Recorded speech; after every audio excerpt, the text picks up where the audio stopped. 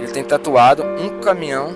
Isso corre na veia. Corre na veia, tem que ter, né? Toda a realidade um dia foi sonhado, né? Sim. Com certeza. Sempre sonhou ser caminhoneiro? Sempre, sempre, desde criança. Dos 2 anos eu ganhei uma carreta do meu padrinho e elas existem até hoje, tá intacta. É muito amor envolvido. Ah, não, tem que ter, né? Se não tiver amor envolvido, não fica, né? Quantos dias você fica fora de casa, costuma? Ah, 60, 90. Eu cheguei a ficar 100 dias. Se não gostar, não amar a profissão, não fica, né? Não fica. E aí você carrega o agro no caminhão. Começa por nós, né? O agro começa por nós, sai da fábrica, vai pro agricultor. O agricultor começa ali a safra. Um abraço pra minha esposa.